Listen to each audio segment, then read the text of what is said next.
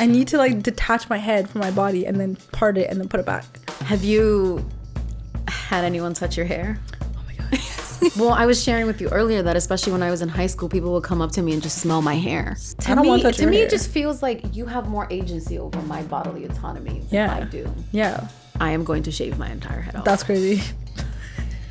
But whatever she used in my hair destroyed my hair. I talk to my hair like I talk to my plants. You've never experienced dandruff? No. Oh wow, what a...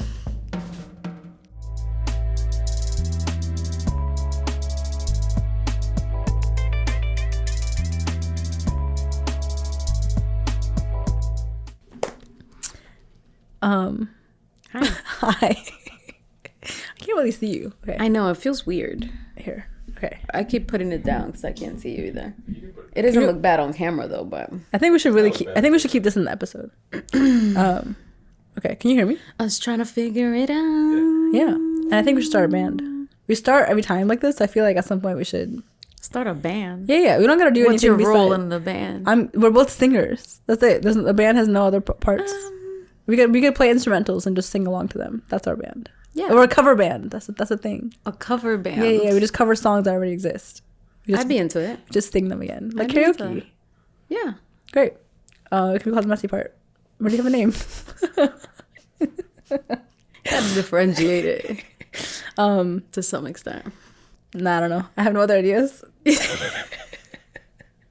That's it. I only have one. I'll find more somewhere later. Okay, you ready? The parts are messy. That's what I was thinking. I was thinking about flipping the words, and then I couldn't figure out how to say it in a way that made sense. Okay. Yeah. That feels good to me. Parts are messy. A cover band. I'll go to that concert. Parts are messy. Yeah. I like that. Hey, that brings us to our topic for the day. Exactly. Oh my god. Exactly. That's exactly what I was thinking about. I was like, trying to part your hair. Lord. So stressful. I'm like, art. I need to like detach my head from my body and then part it and then put it back. What you need is a mannequin so that you can learn. No, I know how to do it. I just can't do it on my head while it's But I think the more you practice on a mannequin, the better, the easier it feels, or like you're building the muscle. I need to be able do to. It on your head. The mannequin, it needs to be, because my issue is that I can't see the back of my head. So if I'm looking at a mannequin, I can definitely do it. So I don't know what kind of mannequin. So you should just keep. I should be the mannequin. You should be in front of the mannequin.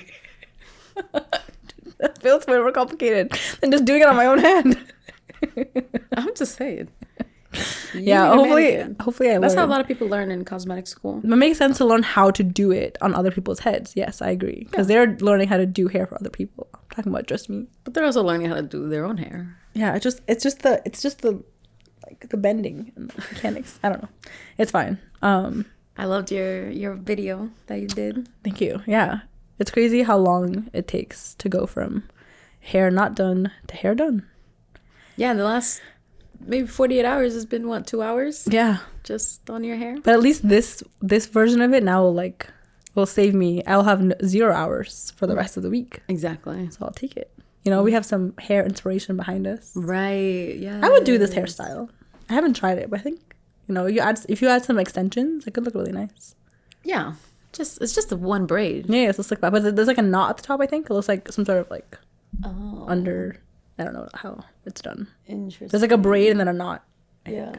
This one also is beautiful. Is her hair not just out? It is. It just has like a little crown or like pins or something in it. So many hairstyles. I know. So many options. So many options. So much money. You've been doing such a great job with your hairstyles. I like them. I'm trying. You're doing so good. I really am. It's very beautiful. I really am. I just... Tell us about this hairstyle that you currently have. What? There's some bobby pins involved. Well, okay, I just slicked back like don't say just, okay? You gotta okay, you gotta lean into it. I slicked back a quarter of my hair from the front. I put a little bobby pin. And we have also what are these little things called? Rubber bands. Rubber bands. I have rubber bands. Nice. Oh, on two sides. On two sides. So you bobby pinned it and then you like tied a knot with the quarter. Oh. Just to hold it back. So simple. And then that's it. But this is a braid out. Oh. I wish I would have taken a picture of what I did with my hair yesterday because I basically had 4 pigtails. I almost came today like that. Because you sectioned your hair and then into 4. Oh, okay. And I pretended that I had rubber bands at the top and I just braided it from the top. That makes sense. Down. And then you unbraided it this morning. Yeah. Nice. I think doing so you hair like is fun. Prep. There's like prep involved and then, you know. Yeah. I think basically every day I've been braiding my hair unbraiding it, braiding it, just back and forth. I leave my hair like this, and then I'm like, I have to go to some event, and then that's when I choose to unbraid it, and then we see if it looks good or not. And then if not, I just wash it and I call it a day. But yeah, I think I have fun doing my hair occasionally. It's very occasional. Sometimes I'm just like, damn, I gotta do my hair every day. Of course. It is one of those hobbies that we didn't choose. Like, really didn't choose. Because for some, it is a hobby. Yeah. They like go to school for it. They're like excited about it. Like, this is not a hobby I would have invested into unless I had to. Because if I don't do my hair, I look crazy. Yeah. Like I'm, on the streets. We don't want that for you. No, I don't want that for me either. But for me, I didn't know how to braid my hair, which was like the big issue, because I can leave my hair down, but then I would like wash it too much. So I was trying to figure out how to not wash it. But it took me until I was in college to like, even then I like learned how, but I couldn't actually do it myself. So it took me like at least 2 years to like learn how to like attach a braid to my scalp. Yeah. I don't know why. Like the movement is not difficult, but like I could not for the life of me figure out how to do it. But now I can. Nice. Well, I'm curious, before college and before you learn how to do your hair, what's your earliest memory with your hair or of your hair? I think my earliest memory is my mom was like, I'm done doing your hair. No more washing your hair for you. Best of luck with your hair. I want to say like somewhere early 5th grade, 6th grade, like somewhere. Okay, middle school. Like 11, 12. Yeah, she was just like, yeah, this is mad work. Like, you got it, bro. Yeah. And I was just like, whoa, how do I don't know how to clean I don't even know what clean looks like. Like, my hair looks and feels the same on either side of the experience. You've never experienced dandruff? No. Oh, wow. Am I lucky? You're very lucky. Oh, yay. Because my hair does not feel the same. Oh, my hair whether feels it's clean or dirty. The difference is maybe like it feels a little bit lighter, but like it doesn't like look like dirty, or it doesn't look like there's like buildup. You can't see it as much. It looks like snow is falling from my head. That's crazy. How often, like how long does it take for that to happen? Like a week. Yeah, maybe that's part of why why I just be in the car like this. That's crazy. And then when you wash it, it's like all gone. Yeah. Oh, I love but that. That's why I have to use an oil in my hair before I wash it. Because it dries. Because it helps out with the dandruff. Oh, interesting. Yeah, there's a lot. It's a lot to learn. There's so much to learn. Like, that's why it's an entire like, multi-million-dollar industry. Yeah, for black women. Yeah. And once you learn, it's like everything you learn doesn't matter because it changes, which is the part that I hate. But that memory, like, I feel like I had to learn how to not wash my hair and then like style. So I didn't really style my hair as a kid. I just kind of like washed it. I just like would leave, and it was very dry. Like, I wasn't doing, but I got lucky. Like, I think my hair just like looked presentable. Wow. Like that. So I just didn't really have to do much to it. And then I had to learn how to do anything to my hair. That was hard. Because I'm like, you didn't style your hair and your hair looked presentable? That feels hard for me. Well, I had like conditioner in my hair, which I think like did, but that was because I just didn't wash it out. Like, I wasn't like doing. Yeah, but that's I wasn't fine. like So my hair, I would wash my hair with shampoo, conditioner, and I put more conditioner. Conditioner was like my bestie. Yeah. So I just have a lot of conditioner in my hair, and my hair would just look like that. And occasionally, then eventually I would just put it up into some sort of shape, and that was like also presentable. Remember like pineapples? Like I was really into them. That was my Did entire, you ever do the sock buns? No, because it never worked for my hair. Oh, that was such an era. Like, I love that era. Yeah, the very slick like bun. Yeah, no, I never did it, but I thought it was so cool. I think a lot of my friends would do once they straighten their hair. Oh yeah. I think it was easier to like get your hair around it if it was straight. Yeah. What is your earliest memory of your hair? Like noticing you had hair, had to do it, like thinking about it. I was 5. That's mad young. And I had really long hair, but I don't think anyone knew how to do my hair, so I always looked a little wild. Just like, what is it, shoveled? What is the word? Disheveled. Like a troll doll. Yeah. You know troll dolls? They have like. Yeah. And I remember, I feel like that's the first time that my hair was permed. When you were 5? Yeah. I was that young. I'm so sorry. And I just remember hearing like, oh, your hair's so hard to work with. Your hair's not hard to work with. I mean, on the other side, it's been fair. It's been almost 25 years. No, valid. It's been a long time. Yeah, but that's so early. But obviously, if you are not detangling my hair, right, my hair gonna be dry, tangled, yeah, and it's gonna be big and puffy. So I always had an association with my hair from very, very early on that it was something that difficult or something that I had to like learn how to contain and maintain. But no one around me was helping me do my hair. Right. So I was just leaving my hair out, looking wild, having one little, pigtail down here or something. So that's my earliest It's like the frizz, memory. like the Just super dry. But my hair has always been thick. And so that never really helped. Right, because it would just dryness. be even more like tangled or like... And big. Yeah. But after that, I feel like once I, like later, between like 8 and 12, or like 8 to high school, my hair was straight all the time. So it was probably easiest for the folks around you to manage your hair. Exactly. Wow. Let's just, put a nice little silk press and let me be for Like a few days. not even for weeks sometimes. Oh, it'd stay that long. Yeah, because Nice. your hair stays straight for a long time. And so I just remember like frying my bangs like you. I mean, that's just was the style. That was in, like the early vibe, 2000s, middle school. Yeah. You had your little bang, and then the rest of my hair was curly. Yeah. And I could hear And the water. curls and looked like, okay in the back. Yeah. Yeah, but I've I've burned myself Yeah. so many times, like learning how to use flat irons and it wasn't a positive association. That's fair. At first, and then over time, I think my relationship with my hair has changed pretty drastically. Good. Yeah. What do you feel like it is now? Your relationship to your hair? It feels like a ritual to me. Yeah.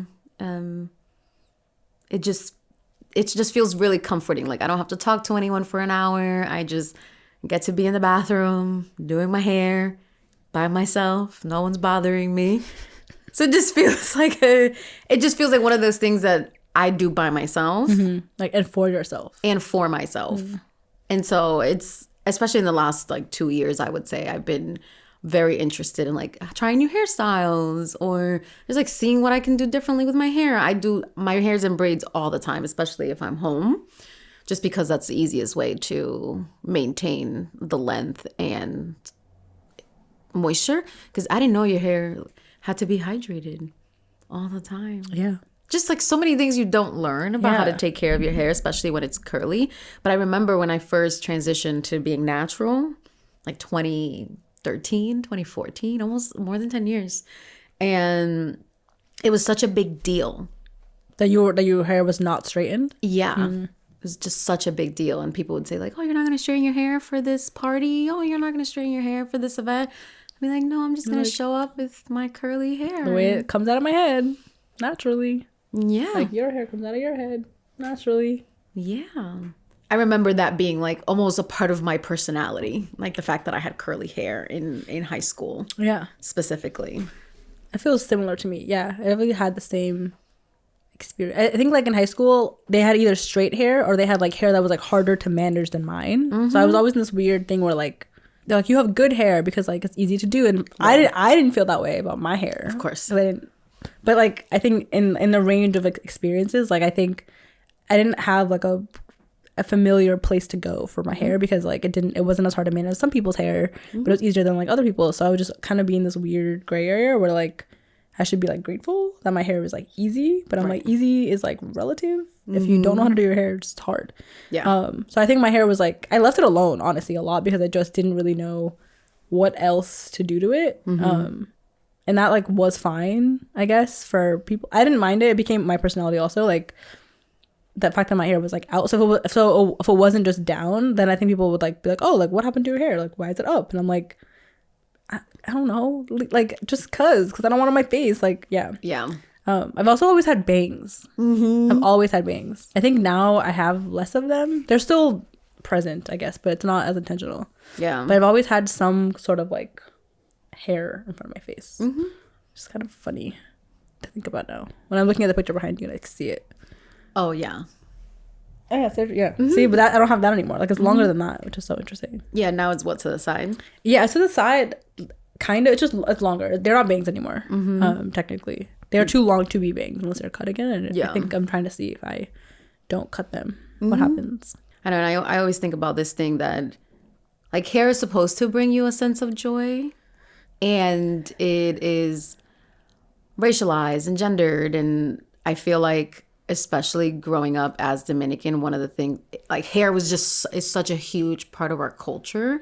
I don't know how else to describe it other than that. It's like so many Dominican women have Dominican hair salons. Like there's so many stories about people going to Dominican hair salons and getting their hair fried, you know, and having perm in it or straightening, like without straightening people's it down consent. without people's consent. And salons were also a place for community and for womanhood to like coexist. Like Saturday mornings, you go and you get your hair done. You're there all it's day. about to be Christmas time or a holiday.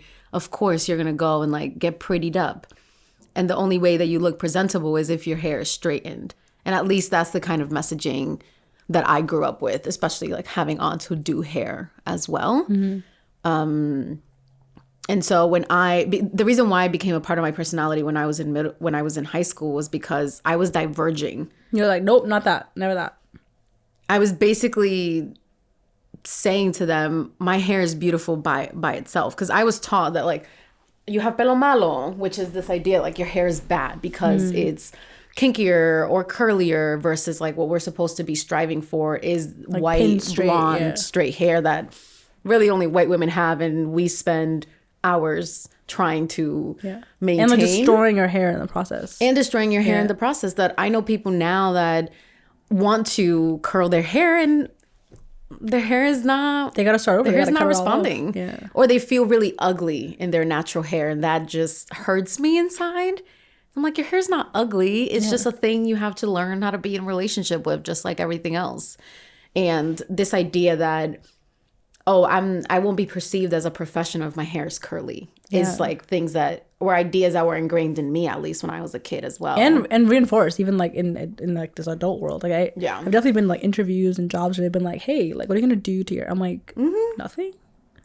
You know, but like it's a strange expectation that it's like kept, or like that it looks a certain way. And you know, like I definitely, when I was younger, like I hated my hair was big. Like I hated it. I was like, I don't know how to make it smaller. I don't know how to make it like tighter. So if my hair was like, as my hair would dry, obviously it would like be growing. So I'd always keep my hair wet, which is like also bad. You know, it's like this weird thing where like you're being perceived anyway. Yeah. And I was trying so hard to limit the like way I was perceived as it related to my hair. It just feels like another way that we are policed. In our bodies, and like the way and the way that I dealt with it, like for you it was straightening, for me I was like, it was always submerged in water, which was like terrible for curly hair, right? Like, but I was like, this is the only way I know to keep my hair like small, or like from you know, growing, or it would be like in this really tight scrunched up little bun. My mom hated it. She was like, this looks crazy. I'm like, I know, but it's not big. Like the objective was that it was not like a point of conversation. That's what I was trying to avoid, is that like we were discussing I'm like, why are we talking about my hair? Your hair is there, my hair is here. We're just I'm in class. I don't know, like focus on your test. Like why is this so important? So just, and I just like, I think like personality wise too, like the bigger my hair was, the more like center people would make me, and I'm not a person who's interested in being anywhere near center of anything. But like my hair looked like it was like attention seeking, or like and I was like, it's not how your hair was just, I was like, it's just drying. Like, I don't know. Like, my hair is not, like, it's just drying. So, it was a strange thing to think about, like, I feel like I had to learn how to make myself smaller because I just didn't want the conversation. And that, I did that by destroying my hair. You know, like, that's not what I thought about then, obviously. But, like, in retrospect, that's, like, what I was, you know, doing. Have you had anyone touch your hair? Oh, my God, yes. It's so weird. I just know that it's like it's a thing that happens. Strangest. So I feel weird even asking, because I know it has to be true. It's like the weird. I will never, as like a person who lives in the world, I do not understand this, like. But it's a way that weird, people fetishize like, I'm just gonna us. like reach over and like put my hands on you. I'm just like, it's always like they're always so surprised that I'm surprised. And I'm like, tell me a story. Give me your experience. Well, I was sharing with you earlier that especially when I was in high school, people would come up to me and just smell my hair. So weird. Non-consensually. Why are you this close to me? Don't touch me. What are they looking for? Why are you smelling my hair? Why do you feel the need to touch my hair? And I remember when I was in college, I like yelled at someone because of it. And they couldn't comprehend why it was wrong that they felt comfortable touching my hair. They said you overreacted? Yeah. We're also glad you are who you are. Yeah. Listen. Yeah, the amount of times I was a bitch that day. as you should be. But the amount of times that I've had this weird, like, where I'm like leaning away, and people are still like, I'm like, I'm like, Are you let this be me? like, let this be my quiet communication that you get don't come near me. It's weird. It's weird. But also, why do you feel the need to? Why do you want to touch my hair? I don't want to touch your hair. To me, it just feels like you have more agency over my bodily autonomy than I do. Yeah. That's what's actually happening here. You feel like you can touch my body and touch my head. Yeah, because it's like so weird. Different. Especially, I feel like the crown of your head is so sacred. Yeah. Why are you touching? What are you looking for? Like, what's the like? What are you looking for? What are you trying to figure out by touching it? And also, like, it's just like it's another. I don't know. I will never understand it because. But part of it is that, oh my God, your hair looks different, so you. Let me see what it is. Yeah. And part of it is the fetishizing. It's not a petting zoo, guys. You know? Yeah. Don't pet me. Don't pet me. Yeah. I wish it wasn't an experience I have. Yeah. I've had it. It's a really common one. Of course. It's happened so much. In high school, it was always so confusing. I'd always just be like, because they would never, not that there was ever a good way to do it, but it would also just be like so aggressive. Yeah. And I'm like, I don't even, and like, why? I've never asked to touch anybody's hair in my life. Like, I've never been curious. I've never been like, ooh, I wonder what that feels like. Yeah. I don't understand the like inclination to even try or want to. Mm-hmm. It's terrible. Yeah. Quite horrible. Yeah. Yeah. I'm glad that happens less now. I don't know why it happens less now. Maybe I look less like, I look more like don't fuck with me than I did. I don't know. But I don't know. Less people try that, at least around me. Yeah. You know? Yeah, but I don't like when anyone touches my hair for the most part. Yeah. Like 9 out of 10. Even if you're my friend. Yeah. Just like, just don't touch my hair. Yeah. Like, I work really hard on what it is, on getting it here. So let's leave it alone. It's really a science experiment happening. And your fingers and your oils in your fingers are about to fuck it up. Don't touch it. Don't need it. Don't need that. Yeah. Please let it be. Let it be.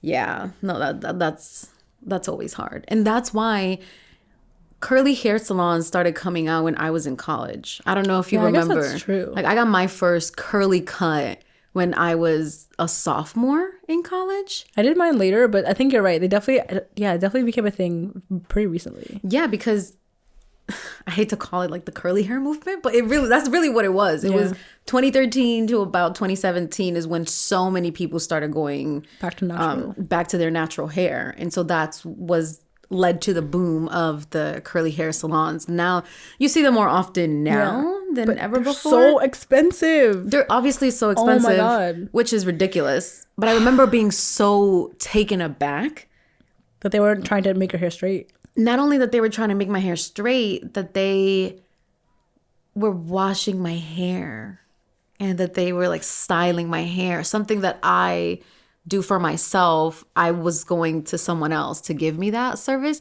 Like, no one had washed my hair, I think, at that point, probably like 12 years. Like, no one had touched my head. When you go to hair salons where you straighten your hair, they wash your hair first too there, right? Yeah, they wash your hair there too.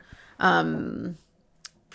But to wash it and keep it curly. Right. Is different. I agree. It felt like a brand new experience that I was just amazed by the level of care that some people shared. And they had so much information. Yeah. Like, I learned, when I got my first curly cut, like, I learned so much about hair. Yeah. Like, I had never even, like, thought about hair. I've never thought about it in the way that I was, like, learning about it at that point, because I was like, oh, like, my diet, my, like, water intake, my lack of whatever it is, like, those things impact the texture and the feel and the length. Like, I was like, oh, I didn't know that any of these things were related, and they matter so much for curly hair. Like, so much for curly hair. Yeah. But I also remember like going to some of the curly hair salons and just experiencing microaggressions, like just this idea of like, oh, your hair is way softer than it looks, or your hair is like, you have really good hair. And I'd just be like, yeah, one, that's not what I've heard my entire life. So now you're having a very weird experience, having a contrast experience here. And what are you saying? That my 3C hair, for example, is better than who's? Like, what are we talking about? Everyone needs to learn how to do their hair, and whatever method makes the most like sense for them. But again, it goes back to like hair being racialized, right? Like someone with 4C hair, no one would ever really say that to them because it's kinkier, because it's tighter, and it's not perceived as beautiful, and it's harder, or is perceived as harder to maintain and to like, and harder if you don't know what to do. Yes, exactly. But like as you like accept the texture of your hair, because it just is what it is, whatever the texture is, you learn what works for your hair. Yeah, so I think there's definitely a range of curly hair salons, and I think there's some that like really serve one kind of curly hair. Right. Which they're just like I only know how to do like finger twirls or whatever it is, and like deep conditioner. But there's like other ones that are like so much more explorative. Like they're so much more willing to kind of like teach you about your hair and like help you find styles that work for your hair texture and type. Yeah. And they are able to offer you a range of products that are not just like for one type of hair texture. Yeah. It's hard. It's like I can't imagine the amount of time and money I have spent on just this part of my body is like kind of like I don't even want to know. Yeah, I don't even know what the number is. I don't even have a guess. $1,000s. 1,000%. Yeah. And it's like it's all trial and error. I don't know. Like it's such a. And what may work for your friend may not work for you because it may be one small difference. Yeah, and like what works for me this month might not work next month. Who knows, right? Like it's so much that's different. And like the amount my hair texture has changed over the past like 10 years is like kind of insane to me. Like, right, because it's tied to your hormones. Yeah, which I like also didn't know. And I'm like, what? Like, how do you? Yeah, so it's like this whole. I think it's like a multi-million-dollar industry. Is that what you're saying? Yeah, like it's like. And you don't have to buy into it, I guess, if you don't want to. But like the alternative is like what? There really isn't. You know what I'm saying? Like you kind of have to figure out what to do to your hair. I told you I was trying to buy a leave-in conditioner the other day, and it was $32, and I put that shit right back. Because you also just need like half of that for one time anyway. 2 uses out of it is not enough. Yeah, it's a lot. It's hard, and it's hard when like. It's gotten a little bit easier. I think like you and I talk about hair. Like I don't know how often. Like growing up, I didn't like discuss how to do my hair with anyone. Yeah.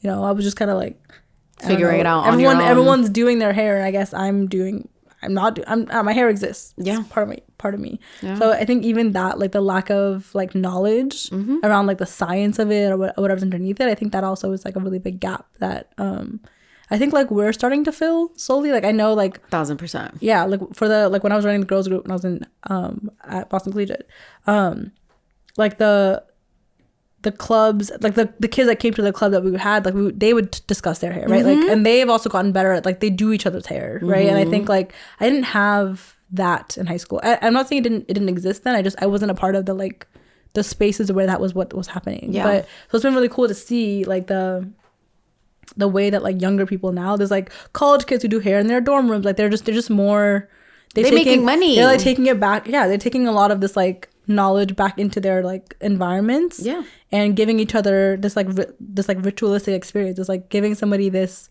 thing that makes you look put together. You know, like if my hair's in braids and my life is falling apart, you would never know. Never. Like I could not in my eyebrows. Yeah. See, I don't know about the eyebrow part for me. If my hair is done, like everything could be like kind of a shit show and it wouldn't matter. Like it's such it makes such a big difference in just how you feel that your hair is like working with you, cooperating with you. Like the amount of times that I've like planned to go out and just didn't because my hair was like not interested. I was like, yeah, like we're not.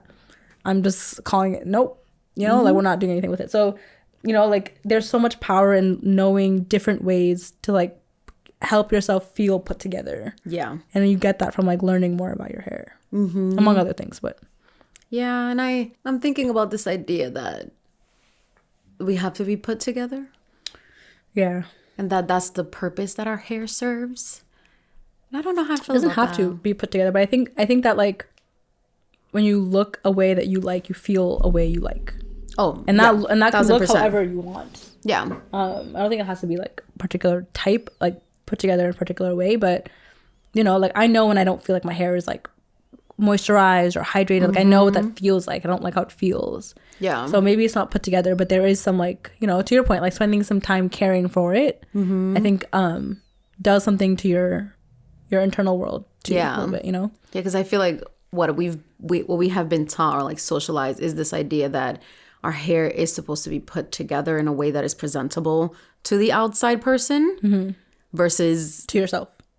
Yeah, to us. Like, oh, my hair won't be perceived as professional, as if like people who have locks, people who have all different types of braids, when they go into particular professional settings, are told like to cut it off. I don't know if you've heard all these horror stories over the years. I have seen it. And so even with just like curly hair, like the one times I've gone into an office and they've been like, oh, I'm like, why are we talking about my hair? Like, it looks like your hair, you woke up like that, me too. Like, I didn't do anything particularly different. Like, I understand like it looks different than yours, but the amount of commentary I get when my hairstyle changes, I'm like, I don't know, guys, like, I'm just existing, you know, and that's not always bad, but it's just like, it's kind of exhausting to always be like discussing it. Like, I don't think about other people's hair at all. If people come to work with their hair like dyed, highlighted, short, long, whatever, I'm like, cool. I might notice a cut, like maybe I'll be like, oh, you cut your hair, but that it like, if you're, I don't know, I just like the amount of times you're like, oh, like your hair's in braids, I'm like, yes. Like, oh, your hair's not in braids, I'm like, yeah. Oh, your hair's wrapped, yeah. I don't know, like, I know, I saw that, I did it. Like, I came here after I did it, like, you know, I did it. Strange, like, and I get to experiment with my hair too. Yeah, it's like a weird, like, I don't know how much it bothers me at this point, but it's a strange thing I've gotten used to. That like if I do something to my hair, that like someone at some point in the day is gonna like tell me about it. And I'm gonna be like, I don't know. That's not bad. I don't understand why it happens so frequently, because I know that I don't do it. So I have a hard time like empathizing with like the need to tell me about it. It's so funny because something that has happened in the last few years that is just people being politically correct, which makes me laugh so hard internally, never externally, is when I straighten my hair and people don't compliment me. They just try not to acknowledge that my hair is straightened. And I get it. I get why that's the case.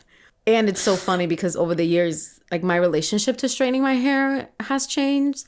Like when I first went natural, I was like, never again. Never am I going to straighten my hair. Those are European standards of beauty.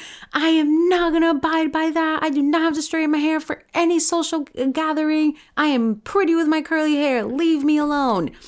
And over time, a nice look press is a nice look press. You know, like you look cute. I like the way my hair looks with it. I don't think it's a problem anymore. But I've noticed that people don't compliment my hair when it's straightened because they're afraid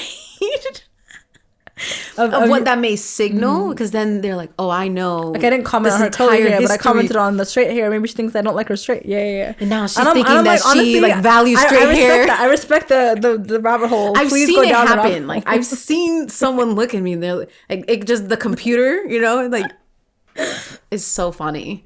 So funny.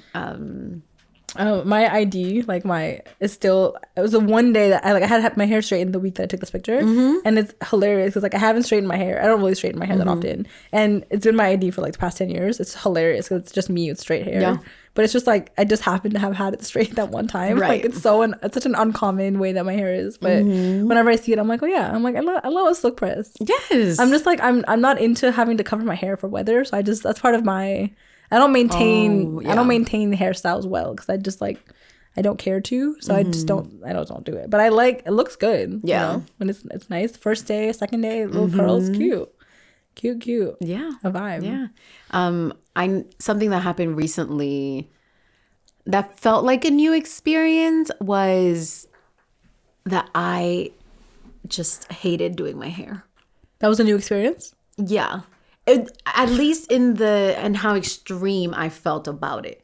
Like, sure, I don't want to do my hair. I don't want to spend my time in this way. Like, depending on what's happening, this is not a thing I want to do, but I know that I have to. But maybe probably last month or 2 months ago, I just got to the point where I was like, I am going to shave my entire head off. That's crazy. This has to happen. I can't do my hair one more time. With a shaved head. I cannot. We should find an AI to see what I just look like. I have such an egghead in my head that it would just be like. I don't know. Shout out to the people that do though. I don't got the earrings for it. You gotta have like you gotta have the personality for not having hair. I need my hair to be my curtain. You know, like it. Right. You gotta have accessories. It's doing stuff for me. You know. Yeah. And that happened, and I was like, damn, my hair really affects my mood. This is wild.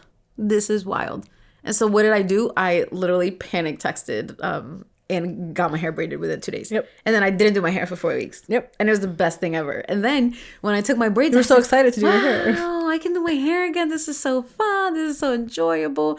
And so I just want to say shout out to Protective Styles, because if not, there's no way. Because think about it. If I spend at least an hour and a half. Plus like a minimum. Whatever amount of money that situation costs. Right. But minimum, an hour and a half. That's at least like 5 hours a month that I could be doing anything else. That's 5 hours to style your hair initially. Then just to style all the like upkeep of it and like the small little like. Not cleaning it. Not detangling. Just styling is an hour. So I'm probably giving like 3-4 hours a week. Just to your hair. That's insane to me. I like kind of refuse. Like. Yeah. And you can't refuse. Or you'll look crazy. There's really not many options for us. Yeah. I agree. That's why I'm so glad. Thanks to college, all the people I met there who taught me how to braid my hair. Mm-hmm. Because if I didn't know how to braid my hair, I really wouldn't. I don't. You are more disciplined about your hair than I am. Yeah. Like way more disciplined than I think I will ever be about my hair. So if I didn't know how to braid my hair, I might not have any. I don't know. I might not be. Maybe you would shave your head. Out of just like pure, like it would be just like a moment. I think I would regret immediately, but I could see myself doing that. But it's so helpful to be able to dedicate some sort of time and then not anymore. Like right now, this took me an hour and like 10 minutes. Yeah. But I mean, if we count the like time where I was cleaning my hair and washing my hair, like let's give it a day. Mm-hmm. From end to end, probably like 5 hours of washing, detangling, condition, whatever, all of those things. But now for the next like week, I'm good. Yeah. Which is like not long enough, but it's okay. So yeah, now normally what I just do now is I do all the washing and I do my hair and then I leave it. And then I just redo that entire thing again. Yeah. Because cornrows are easier. But yeah, it's nice. It is nice to be able to now have options to go places that can style your hair without it being straight. Like you can get braids, you can get twists, you can get like you can get like curly, whatever. You can do all these things now. Also external outside of your house besides getting it straight. Yeah. So it's definitely nice to have the options. I just wish they were more affordable. Oh, absolutely. Especially here. I feel like in little places they're not as insane, but here I'm like, a little braid, $100. Four braids. I mean, I'll take $100 is at this point a steal. Like people are, that's not how much it costs anymore. I know. It's hard. I saw something recently. This girl said that she's been going to the same person for 6 years, and I can't remember how much it cost, but she was late. She was about 15 minutes late because her dad like had some heart issues, and she was on the phone with his doctor, and she texted the braider, and she was like, oh, because you're 15 minutes late, you're gonna have to pay me half of the original payment. Like in addition to also still coming and paying them out.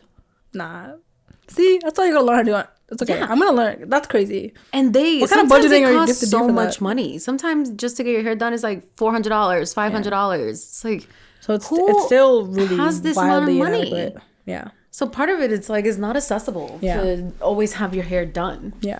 Oh my God. Okay. I'm remembering this now. The first time I realized that I have to make more Black friends who have hair like me. Yeah. Was when I think this is middle school somewhere. I was very young, very inexperienced, had no one to talk to, clearly.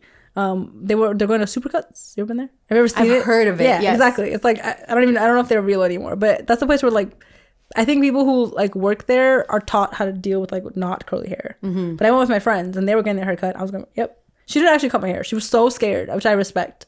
She like washed it and then she just like didn't. She had pulled my hair. She just didn't know like what to do.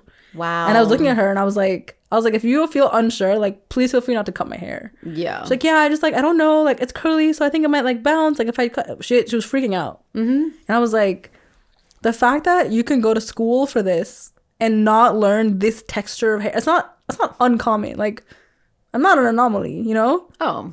But she had had no idea what to do. She was so nervous. And I'm so glad that she hesitated. Because she could have just been like, I'm just going to do it. And then it'll probably look crazy. But that was the first time where I was like, oh, okay. Like, what they do can't be what I do. Because what they do works for them. And what they do does not work for me. Like, it was like a clicked at that moment when I went with them. Yeah. Because I was like, oh, this is a hair salon. Like, they do hair. That was my, assumption. But their training on hair is different. Or like on which is confusing. Different people's hairs. Yeah, which is confusing to me. I feel like you should I don't, maybe it's different change now, I have no idea, but in my head I'm like, if you're going to learn hair, you should learn more than one texture. I don't know. But to me, it's the same thing with makeup, right? Like there were so many years where they didn't have different shades for foundations, for concealers. Yeah. It's the same thing with hair. But you're still learning how. That's the part that I don't understand. Like, you're learning how to what? You're learning how to put makeup on a person. Like that is the skill. The skill is universal. Like yes, you don't know shades and you don't know complexions, and like you can learn that. But I'm saying that there were so many years where there wasn't even an option to have darker shades for any of like foundations. So when you're talking about the beauty schools, a lot of them were just taught how to do hair based on what they straight hair. Yeah. So I didn't know that. Like that was something that I was like, okay, hair salon does hair. I have hair. I'm gonna go to hair salon.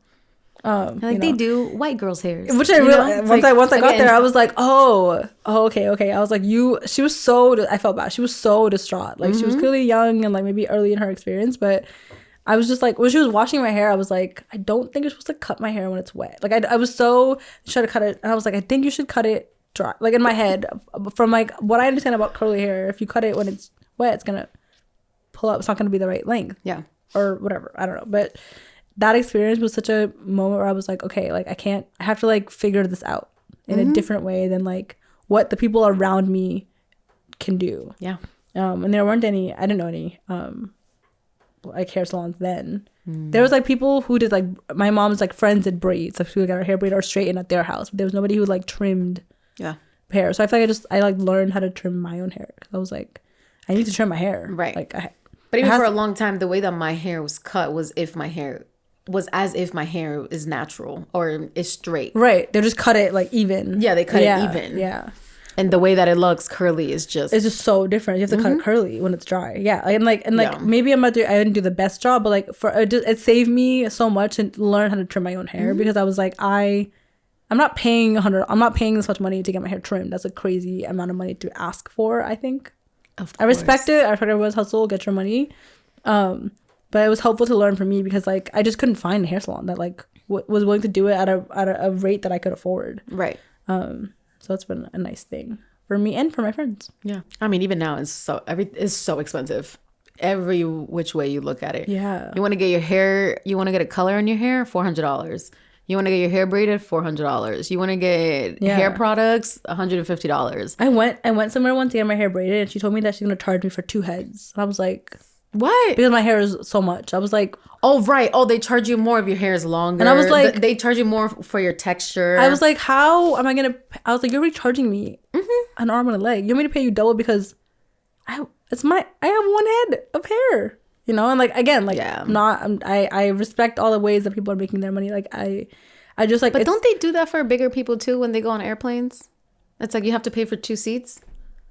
Really? You've never heard of this? Yes. As like a rule or like a... Not as a rule. I don't know if it's a rule.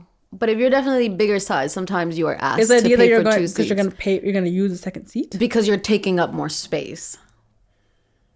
You've never heard of this? Maybe I have, and I've just decided to suppress it from my memory. That's the only thing that I can think of when you said that you were being charged for 2 heads. That happens sometimes. If you are over a specific weight, I think. That feels again, I don't know if it's a rule, but I know it is a practice. That is so fucked up. I mean, I don't even know how to like process that information into my brain. I definitely this isn't the first time I'm hearing it. I think I like have decided to just like put that in like a trash can inside my brain. I think that's worthy of being in the trash can. Yeah. But so was the hair things. I'm just like, so when I didn't know how to braid my hair, I was like, I don't have a choice. Like I have to, not that I know how to braid it well now, but I also would have just looked the hell like, where are my 2 heads? That's what I'm saying. I was like, what am I paying you for? Like I was like, for your time. I was like, because it would take you less time. You'd be able to do 2 people at a time and take her to do my hair. I'm like, then let's not do my hair. I don't know. Like, then go make go get the 2 heads that are going to make you, I don't know. But again, another example of someone teaching you that your hair is difficult. Yeah. And has to be managed and maintained. What do you mean to do to my hair? How I didn't grow. But that's why so many people use relaxers. Yeah. Because it thins out your hair. Yeah. I've dyed my hair one time with henna. Only thing I've ever used. And I just like, I'm too afraid of chemicals. Like, and I think I think my mom set a really good example for me growing up. She always told me that she like really likes my hair. She wishes that I did my hair better because I have such nice hair. And I would just be like, yeah. But so I think she did a good job. Like, what a backhanded compliment. It was good. Yeah, basically, right? But like, she's not wrong. Like, I definitely growing up could have done a lot of things that I was just like, my hair is clean. I don't know. She'd be like, you could just like, you know, like curl it, gel it, something. She wanted to just like maintain it better or like have more shine to it. But I don't know. I couldn't be bothered, and I didn't know how, and she didn't know how, so we didn't know how. But it was always helpful because like her advice was never like you shouldn't have your hair out or like it should be straight. It was always just like if you're gonna have it out, like do it. Yeah. And I'm like, that's kind of valid. I didn't. And she'd be like, that looks crazy, and I'm like, we don't know between the two of us, we're not gonna figure this out, you know. Yeah. And then I was thinking about her. I think about like hair and like time and like family. Like I think like a lot, my mom, like I have pictures of her when we were young, before we were born, where she had like her hair was always done and curled and like styled, and like as we came, like she just didn't have the time anymore, right? So like she lost her like ritual around her hair. So I feel like part of like her relationship to her hair has like drastically shifted because of like us, because of her kids, and like you don't have the same time. So now she's like trying to like get back into her own routine, but it's been so many years. So that also is another part of it. Is like it changes as the things you are doing with your life shift and change too. Yeah, which is kind of wild. And to your point earlier, your hair is always changing. The hormones are impacting your hair, and also age impacts your hair. And my mom dyes her hair is so nice every other week. Every other week. That's very I think often. She's stopped now. The minute she sees like a gray hair, she's like dye. And to the point where it has thinned her hair out so much. Yeah, she still has such long hair. But her hair used to be like thicker, and like her hair was like my hair, but but double. Wow. I don't know how else to explain it. Yes, like super shiny. Her hair has always been very dark. And it's also sad to see the messaging that you receive about your hair over time, that your natural hair, even when it comes to color, is not acceptable. That you can't show someone your age by your gray hair is not even related to age. Some high school kids that are getting their hair is just I don't know, pigment. Yeah. Some of it is genetics, some of it is hormones, some of it is age. So many different things impacted, but that's something that I often think about. Yeah. Like, wow, you are someone that doesn't speak nor hear, yet you also like have received this conditioning around your hair, that you are not beautiful if your hair is not like gray. Like one color. Yeah. And that color can't be gray. It's so frustrating. You know? Yeah. And so that's how good the messaging is, you know? Yeah. It transcends many, many layers of communication. Like, exactly. So it's hard to see, especially older women, not love their hair. Yeah. It's just like a thing that we have to experience through our entire lives, it feels. Yeah. And sometimes for a lot of us, we don't surpass what we've been taught about our hair. And it's hard when we think it's ugly. Or it's hard if you get attached to like a certain version of your hair and then it changes. And it's tricky. Yeah, but it's like with age, your hair changes. Yeah, so if you liked your hair at some point, now you don't like your hair. It's like you're kind of back in the same cycle of like trying to relearn to love your hair, and and that's exhausting.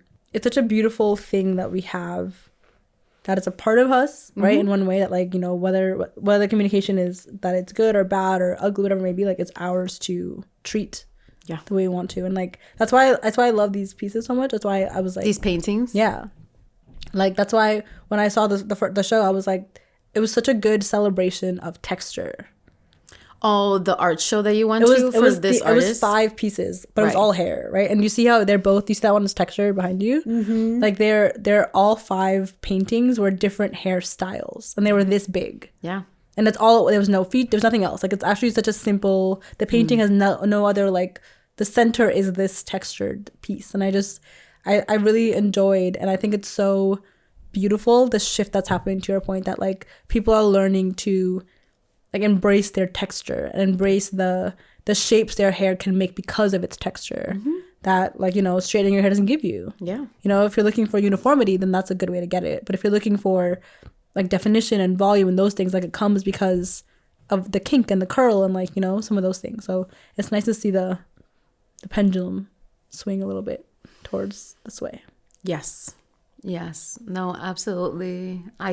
When I see these paintings, I think about the desire to allow your hair to take up space. Even like going not back to shying what you were away for it. sharing earlier, Yeah. that you learn to be small by maintaining your hair. It's like a way to, if you like slick it back or put in a bun or whatever it is. Yeah. Yeah. Yeah. It's Just weird feels how so hard. Just it is another hard. thing we have It to is so figure hard. out all the time. Yeah. And it's weird. I feel like when I finally accepted that my hair was like had a lot of volume, it changed. And now it has less. I mean, it still has some, but like it's not the same. It used to be so much bigger. So it's a weird like, and now I feel weird about the like lack of it. I don't know. So it's hard to keep accepting a thing that is constantly evolving. Yes. There's no like thing I'm like, okay, I like it. Now I hate it. Now I like it. So like learning to like love that it's gonna change is like a really hard, I think, lesson that like people who have different textured hair like are just always experiencing. Yeah. No, I think that's so real.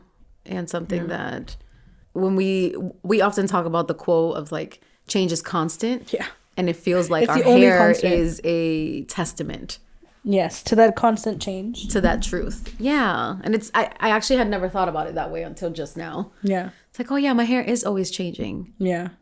And change is constant. Yeah. And my hair It's constantly it's so exhausting. But it's so exhausting 'cause it just means that all the products that I bought last year don't work no more. It's annoying. Like I'm like, I just need a system that is gonna be consistent, but it's not possible. So yeah. that's annoying.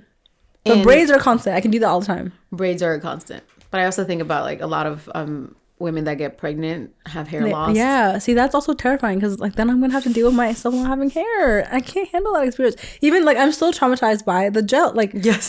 bro, like that. We're all trying to get our edges back from braids. It traumatized too. my life, everyone. But it was the best braids I ever had. But whatever she used in my hair destroyed my hair. Yeah. And like I haven't been to a braider since then. Like it's been Trauma. almost Hair 3 years, low key. Not even very high key actually. I haven't gone, and I miss having braids. It saves me time, but like I don't know what it was, and I'm so afraid that it'll happen again. And I would like my hair attached to my scalp, like not pulled out. Like what? But it wasn't the braids. It was like whatever the like gel was. It was so strong. It looked great. She did a great job, but it was no braids for Linda that are not done by myself. No way. At least I don't for a use gel. while. I don't do any. If it looks frizzy, whatever. Like it's fine. Yeah. I'll live. But again, think about all the chemicals that are put into your hair. And apparently in the braids, I didn't even know this. Like depending on the kind of hair you're using, I'm like, I'm not a scientist. I don't know this stuff. Yeah, research came out a few years ago. I'd have to look it up. I don't know if I could find it now, but it said something like there were more chemicals in curly hair products or like textured hair products that cause cancers and more sickness. This is really unrelated, but I heard something similar about menstrual products. Yes, that is That like no menstrual product that is currently on the market is like free of microplastics and something else. And I'm just like, good stuff. Yep. So like now if you're using, you're just doing it knowing it's fucking your body up versus not knowing. But like, what other option do you have besides using the things that are available? Exactly. There is no other option. Unless you just like, just let her ride. That's the other option, I guess. Yeah. Terrible. It's not an option. And then the thing about like gel nails or Yep. it just keeps coming out. I'm like, everything's gonna kill you or make you infertile or like something. I don't know. So yeah. I just talking about hair. Okay, hair. Yes. It could be a way to celebrate a lot. Of course. Just is a celebration that is like a hard one. And I love hair because it's tied to culture. Yeah. Like how specific people have specific braids that they do. Right? Like depending on where they are in the world. Or what they attach to their, like the beads they attach to their hair. And so hair is also cultural. And that I think is really beautiful. What have you learned about your hair in the last few months? Or what are you trying to learn? Because it's a complicated relationship. It's not linear. It changes over time. No. I think my general rule of thumb, I don't know if I've learned this recently, but just I leave things alone. Like I think that's worked best for me. It's just like leave it alone. Yeah. The best you can. And like I think that your hair is a good communicator of where your body is. Absolutely. I know I'm dehydrated as a person. Just don't drink enough water in general, which is appearing in my hair also. Like which makes sense, right? Like that's not a new lesson, it's just true. So I think that was something that I learned a while ago, that, like the connection between what you're putting into your body, you will see come out in different ways. Absolutely. Yeah. So that's been something I've learned or thinking about. And that like, I think when I was younger, I feel like people taught me or told me that the hair that's out of your scalp is dead. Like once it's out of your hair, like once it's like out of your roots, that you're just kind of, you should be maintaining your roots and not your hair. Interesting. That's what I learned. I was just like, I don't know about that. I've never heard that. So but my point is, I think it's a lot of misinformation that exists about hair that is like people like consider like their truth. So I feel like because I had no context, like all I had was misinformation for a long time. So it's been a lot to like unlearn or like learn it in a way that works for my hair versus just like hair. Yeah. Because maybe that's true for some people. I don't know. Take care of your roots, something else. Who knows? Maybe that works. I don't know. But scalp hope is important. Yeah, right. But not instead of, right? So I think like here, it's hard.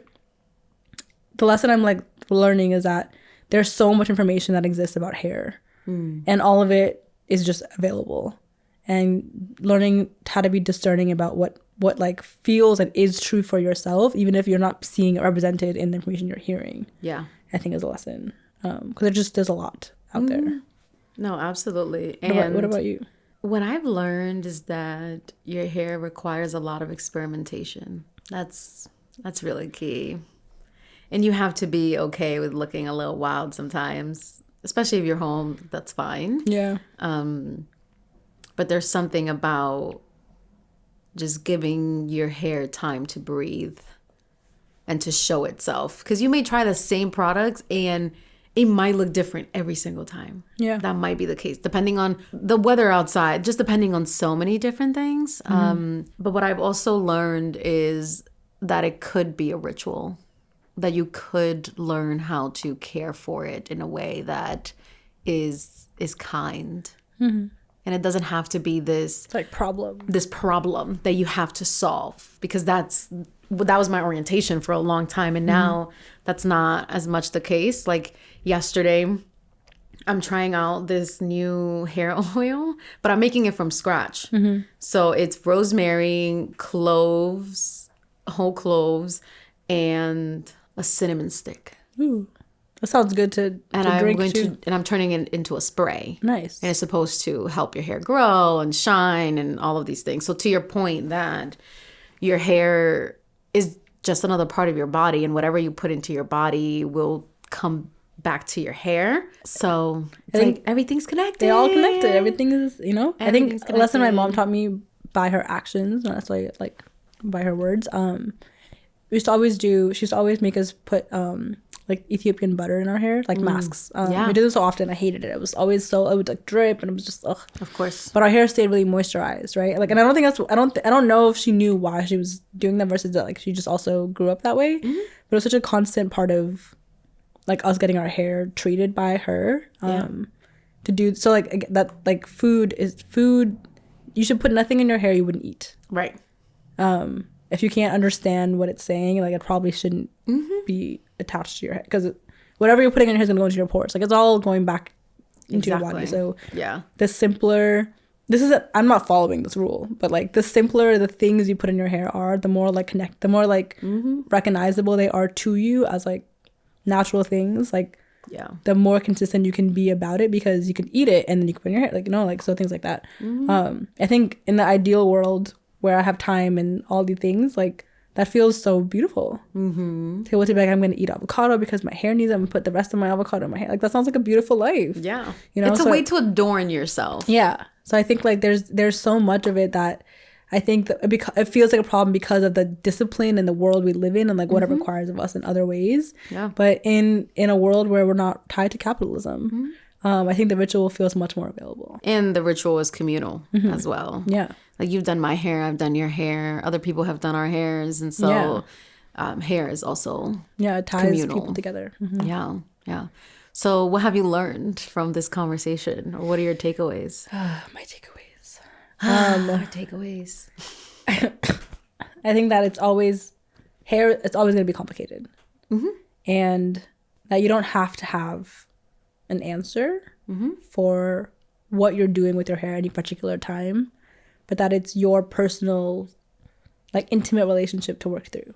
However you need to work through it, whether it be like making it a ritual, whether it be like going to see someone about it, whether it be experimenting, whether it be leaving it alone, whatever it may be. Like, it is yours to embrace or like despise. Like, that's, you have a lot of power in like how you feel about your hair. There's a lot of power that the world is throwing at you of what it thinks and feels, but you know, only you know, like, your hair porosity because you tried it, like, right? Like, you have to kind of sit with your hair for real, like with the hair you're looking at top of your head, and make decisions based on what you're experiencing versus like what you're hearing about it.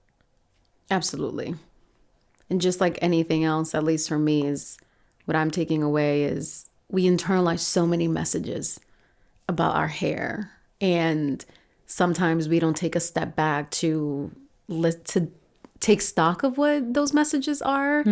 And so we walk around the world thinking that our hair is bad because it looks a specific way, or we have to, it's a problem that we need to manage.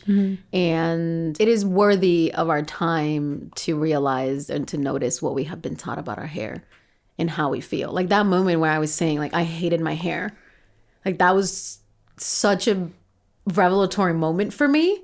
So I was like, oh fuck, like, why do I feel this way about myself? Why do I feel this way about something that's like growing naturally in my body? Let me take a step back. Let me put it away for a while, so that I can reevaluate this relationship, because it is a relationship. I talk to my hair like I talk to my plants. Like, and that's what they're growing. You know, we growing. You're growing. I'm growing. Right, we're all growing. And it is an indicator of your health. Of your health, yeah. 1,000%. Yeah. 1,000%. Yeah. I was younger, I was like, that doesn't make sense. But the more older I get, I'm like, oh. Yeah. I was like, of course it's connected. It's coming out of your scalp. Exactly. It's connected. It's connected to your nails. Yeah. Everything. Yeah, they're all connected. Okay, what do you hope our listeners take away? I hope that our listeners take away the idea that your hair is yours. It is yours to maintain. It is yours to love. It is yours to care for. It could be a ritual if you want it to be. Same. Yeah, same. Here. I think, okay, what I would add, I'm going to speak to you guys. Okay. Your hair is also your community. So if you don't know what to do with your hair, ask someone else. Like who has similar hair. Yeah. Similar. Don't be asking no rando. Yeah, don't ask. Yes. Ask other people. Tell them about your hair. You know, like, find people who are professionals in this space. Like, there's so many people who know so much about what to do with hair.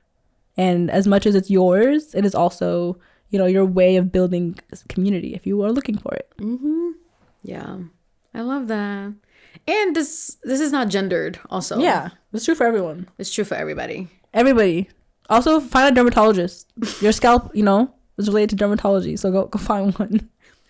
You know, it's useful. Like, the more information, I think information is power. Right? Absolutely. Everywhere 1,000%. you go. Like, and if you don't feel informed, it's hard to figure out how to support the things that your body and your, in this context, your hair needs. Not only that, your hair is always communicating to you. Just like the rest of your body is communicating to you. Yeah, like my hair is telling me to drink water. I'm not doing that. So it's going to keep saying that until I do it, probably. Yeah. Yeah. What is it? Drink water or you must die. Drink water, you might die. No, you will die, right? Drink it, you know, whatever ways. I also learned recently that there's hydrating shampoos. I didn't know that. Versus I thought all cleansing shampoos. No, cleansing shampoos are their own thing, but I learned that not because in my head shampoo dries your hair out. That's like, I feel like depending on the shampoo. I didn't know that there were shampoos that could hydrate your hair. It's a whole universe. I'm like, what? Because I understand. It makes sense that shampoo dries your hair, conditioner adds back the things it takes out. But if you have a hydrating shampoo, then yeah. So, but like, I learned that like 3 days ago. Like, I don't understand where that's not new information to anyone probably. But for me, I was like, you can have a not dehydrating shampoo in your life. I didn't know that. When I tell you it's a lifelong journey, inexpensive. I would like to think that in 10 years from now, I know how to do my hair in ways that don't cost me a lot of money. When That you is figure that out, that is my let the community manifestation for know. my We're hair all myself. looking for that information. Please share with us, because right now, everything is like 17, 18. That's why I'm trying these herbs and these sprays. I love me some herbs. Okay, I love me some homemade. Some homemade things. All right, great. And I invite you for the next few weeks. Yeah, you. Okay. And everyone else listening. Okay, got it. To ask an elder what their hair ritual is, because they have them. They may not call it that. We just ask how do you take care of your hair? All right, I'll report back. Report back. Got you. Because just like you said, your mom does the mask, like the Ethiopian butter mask. That's a hair ritual. It is. It was great. And we should hold on to those. Yeah. Because I fear we don't. They're all based on food that exists already. Exactly. Like, it's not no. And you don't have to go to the random internet trying random things that you don't know if they're going to work. Yeah. There are people in your lineage who have figured this out.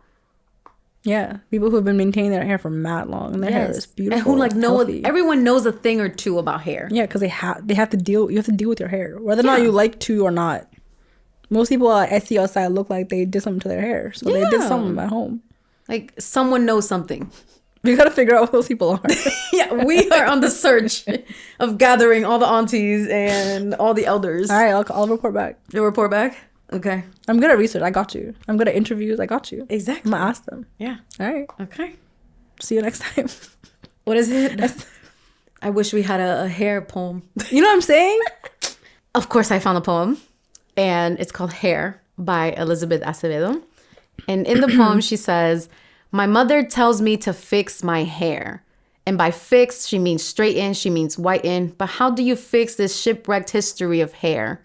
The true meaning of stranded, when trussels held tight like African cousins in ship bellies, did they imagine that their great-grandchildren will look like us and will hate them how we do? Trying to find ways to erase them out of our skin, iron them out of our hair, this wild tangled of hair that strangles air. You call them wild curls, I call them breathing. Ancestors spiraling, can't you see them in this wet hair that waves like hello? They say Dominicans can do the best hair. I mean, they wash, set, flatten the spring in any lock. But what they mean is we're the best at swallowing amnesia. In a cup of morir soñando, die dreaming, because we'd rather do that than live in this reality. Caught between orange juice and milk, between reflections of the sun and whiteness. What they mean is, why would you date a black man? What they mean is, aprieto cocolo. What they mean is, why would two oppressed people come together? Is 2 times the trouble. What they really mean is, have you thought about your daughter's hair? And I don't tell them that we love like sugar cane, brown skin, pale flesh, meshed in pure sweetness, the children of fields. Our bodies curved into one another like an echo, and I let my curtain of curls blanket us from the world. How our children will be beautiful, of dust skin and diamond eyes, hair, a reclamation. How I will break pride down their backs, so from the moment they leave the womb, they will be born in love with themselves. Mama that tells me to fix my hair, and so many words remain unspoken, because all I can reply is, you can't fix what was never broken.